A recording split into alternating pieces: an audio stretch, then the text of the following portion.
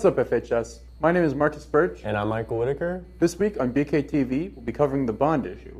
We'll meet Chris Morrison, then our segment on national and world news, stuff that matters, followed by a recap of Night to Shine and an update on the RSVP program. We will finish off the newscast with a live selection of students who will be participating in the student versus faculty basketball game. All this and more on BKTV Live.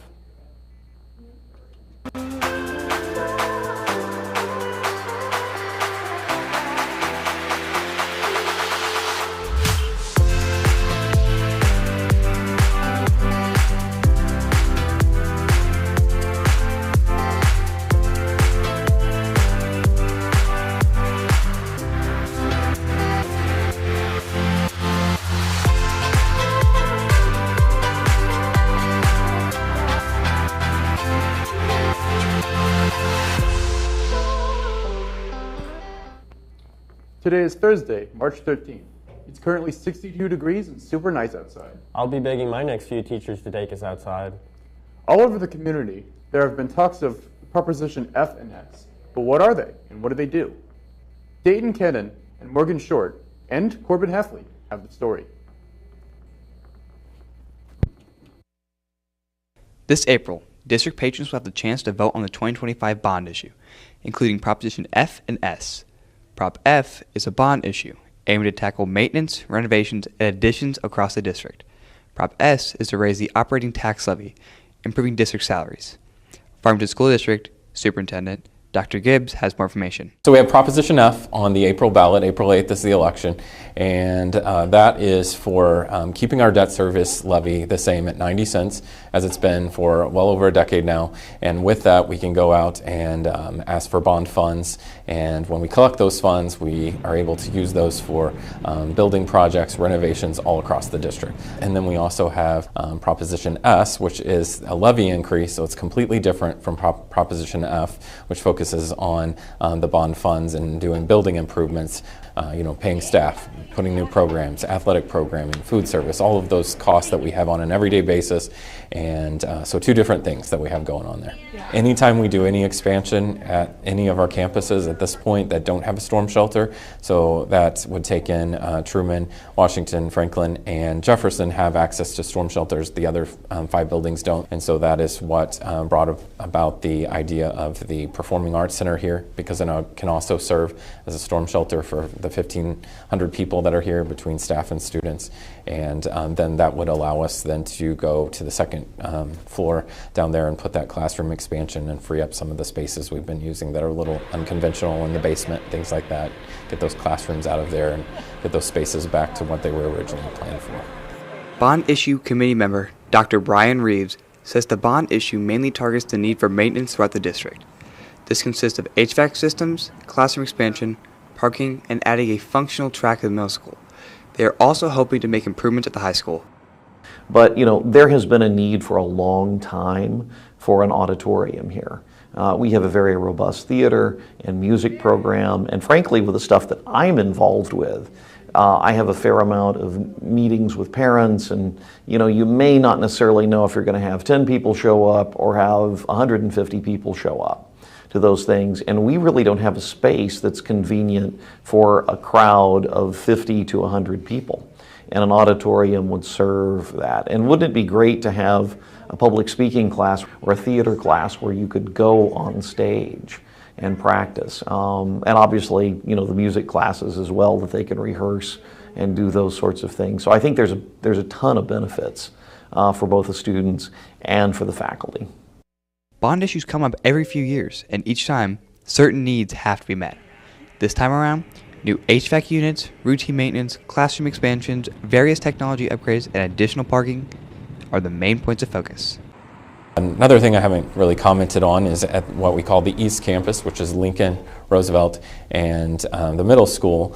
There's a large grassy area that we're going to be able to reclaim and put a sports complex there. So the students at the middle school, all the programs that take place there as far as their track practices would be able to be held there. Football, the band could use that as overflow for practice. It would be a full-size field, a full-size track, and so we wouldn't have as much congestion over here. We wouldn't have to be busing kids across town. We and the process would be able to add more parking and better traffic flow through there. So that's a really exciting project that would take place as well. Bond issue committee member and FHS teacher Dr. Brian Reeves says if passed, the pay raise would help the district to retain and recruit new teachers. They are looking at getting the levy rate, the tax levy a little bit higher, because one of the things that has happened over the last several years is that fewer and fewer people are going into teaching. More people are reaching my age, which is getting close to retirement age, and so recruitment and retention is getting to be a bigger issue for school districts. And we want to keep our programs that we have and remain competitive. So one way to do that is to increase our pay. And we're kind of middle tier, middle of the rung in the MAAA right now. Well, I think we've covered a lot with the bond issue and the debt service levy staying the same and being able to fund all those bond projects. We've had years where we've passed those and had success and made the improvements. It's kind of a different path as far as also balancing that with the operating side, which has been kept at 275 throughout that, and just with rising operational costs, the challenges of teacher shortage all across the country, and attracting teachers and then keeping them here. And we have a few area districts that we've fallen behind, close by, Central, St. Genevieve, kind of even with even other MAAA schools. So we want to make sure we value our staff, and so that's where the operating levy and that increase comes in. And so I think that's something that we throw out the word bond a lot.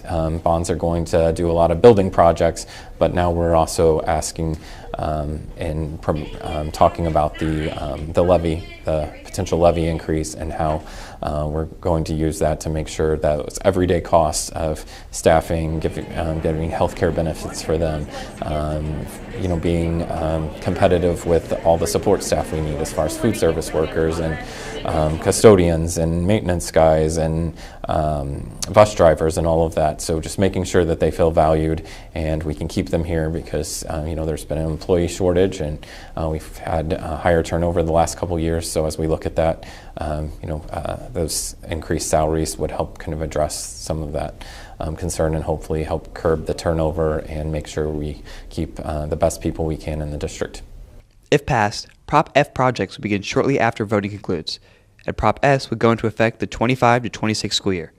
This has been Corbin Hafley, Dayton Cannon, and Morgan Schwartz for BKTV. Voting for the bond issue and levy is April 8th, 2025. Registration deadline is March 5th, and March 25th is when early voting begins. The 2025 mayoral election is coming up, and Chris Morrison is running for office. Michael Whitaker has the story. Chris Morrison, a father and business owner, has been in Farmington for more than 12 years.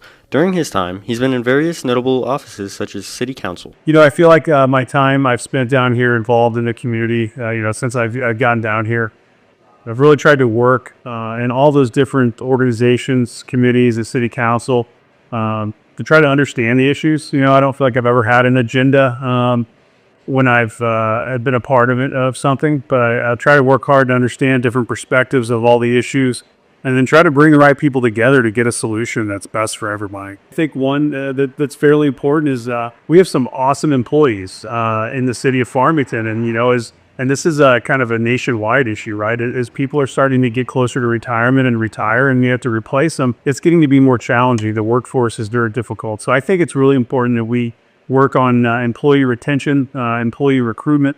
The culture of Farmington, when you talk to employees, it's a family environment. We want to make sure we keep that. I think there's a lot of infrastructure needs, which those aren't fun to talk about, but if we don't stay on top of them and be proactive, they can get they're already expensive. They can get even more expensive than bigger issues. So I think growth is exciting, right? It's always fun when a new restaurant or a new store comes in, but we have to think about that and how it impacts, our first responders, our infrastructure needs, and make sure any growth we have, we're doing it responsibly and it makes sense. We're not just, trying to grow and build just to get bigger, because sometimes problems come with that, right? So we just want to make sure that we're doing it in a responsible way. Morrison says he thinks it's extremely important to look at things from a regional perspective. What can we do together? And I think that's the biggest thing. For me, It's just, I feel like there's a lot of great people and great organizations in Farmington in our area that work towards positive things. But I think if we could get everyone working together and collaborating, I think we would see a lot of great success. Collaborating, like I said earlier, with any entity, but the school in particular, whether that's Farmington, whether it's MAC, I think it's really important to work together from a city perspective on those projects, because when you have a great school system, your property values are better, your citizens are more educated. When people are looking at places to live, that's a huge factor. And over the last, 5 or 6 years, even here in my office, we've had people moving to the area from all over the country, and one of the things that they like is that obviously there's a lot of things to do outdoors. It's a beautiful community. It's got a strong school system. So I think that just making sure we're investing in that, and partnering with them when possible, it's been important to me. I've tried to do that since I come down here and been really involved in the school district and giving back. And, that's the future of our town. We hope students like yourself, once you graduate and you whether you go off and get a certificate or you go off and get a degree or you go into the workforce right away, whatever that looks like, we hope you come back and call Farmington home, and we have to do some things to make sure you want to do that. You have to have things to do. You have to have nice homes. You have to have to be able to earn an income where you can live on. While Morrison is invested in the future, he also has advice for young voters. I would just say, it's probably as hard as ever, to be a young person voting, because, getting information. I think you always encourage people to get out and vote. I think it's a responsibility and a great right that we have to be able to do that. You also want to be an educated voter, and I think obviously there's a lot of stuff out in the media or on social media, different things, and I think it's important, and especially on local. The local government affects you more than anything a lot of times. So, and you have an easier opportunity to actually, probably speak directly to the candidates or to people about the issues. So, take that opportunity to do so. And I think don't take the voting thing for granted, and just make sure, you're doing your research on it. The 2025 mayoral election will be held on April 8th. The deadline to register to vote is March 12th. Absentee voting is underway, and no excuse early voting begins on March 25th. You can request a ballot at Election Central, 1101 Weber Road, Suite 302, or go to sfcgov.org. Reporting for BKTV Live, this has been Michael Whitaker. Now we move into our national and global news segment called Stuff That Matters. President Donald Trump is now proposing an executive order that would dismantle the Board of Education, the very same board that maintains school funding, student loans, and helps low-income students. The board also oversees funds for disabled and impoverished students, also ensuring no discrimination within a school. President Trump claims the Board of Education is indoctrinating young people with inappropriate racial, sexual, and political material. Fortunately for his own, Trump cannot abolish the Board of Education. The president needs congressional support. Last year, a vote was cast that failed to pass within the House of Representatives. The idea of completely abolishing the Board of Education has been around for a long time. Ronald Reagan also pushed for the abolishment during his presidency. Just last week, 36-year-old Antoine Fielder was charged to 2 life sentences for the murder of Kansas City, Missouri sheriff deputies as they were trying to transport him from court back to jail. Antoine had just been put on trial for 2 previous killings before shooting both of the sheriffs. In 2015, Fielder was tried twice for the murder of 22-year-old Kelsey Iwanis, who was found in Kansas City, Kansas. The charge was eventually dropped. Fielder was charged with first-degree murder in December of 2017 of 55-year-old Rosemary Harmon in Kansas City, Missouri. Antoine was also charged with multiple carjacking charges. Missouri lawmakers are trying to pass a Senate bill to restrict cell phone usage in schools. This would limit students from using cell phones during scheduled instructional times. While this may seem like phones in school are no more, students will be able to use their phones for emergencies, instructional purposes, or when authorized by federal law. If passed, the bill will go into effect 2026 through to 2027 school years, and will need to be published to the school policies into the school website. Back a little closer to home, Night to Shine is a yearly party that you don't want to miss. Caden McBride tells us about this celebration. Oh my God. The Night to Shine has been going on since 2014 and it has been a runaway success. The event brings together parents from all over to support the kids in the event. Head preacher Rocky Good and co-sponsor at New Heights Church has this to say about Night to Shine. Night to Shine is a special prom event that we do that the Tim Tebow Foundation sponsors it. It's an international event. It is all over the world. It has to be sponsored, be hosted by a church, and we at New Heights have teamed up with the Farmington High School to provide a prom for special needs kids in our area from the various schools. We've invited about 11 different schools, and we have about 7 coming this year, and we're very excited about being able to host a special prom event for special needs kids. We have so many people that come. We have about 80 kids that guests. We have about 80 buddies, and then we have all the volunteers. We'll have about 400 people there. Good also says that the church is a proud sponsor and is glad to be working with the Tim Tebow Foundation.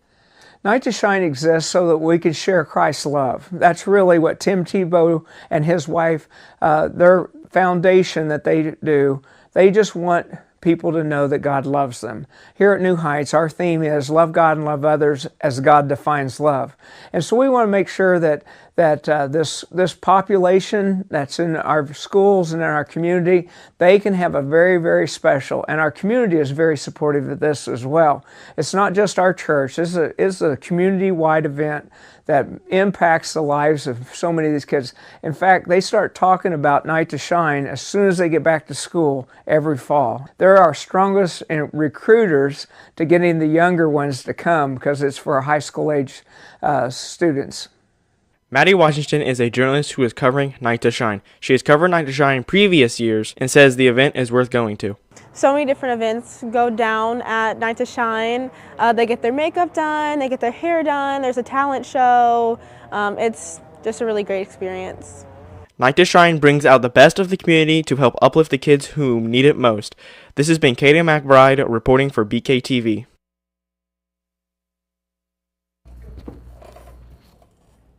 If you want to volunteer next year for Night to Shine, get in touch with Miss Scott in the library.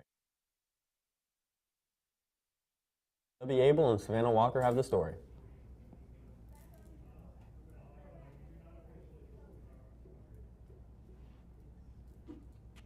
RSVP has been around since the beginning of the school year.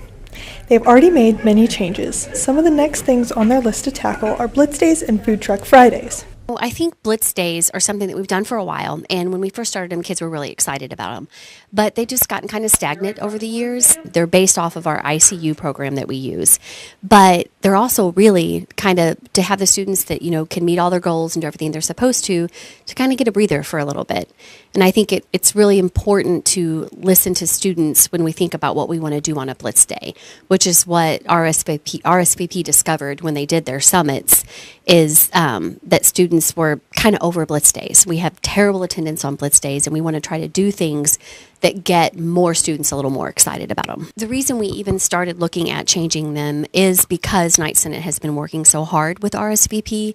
And the most important thing you can do in a high school is to listen to more students. So I think the hope is to continue to offer a variety of activities that get more students involved and encourage them to stay at school on Blitz Days instead of signing out.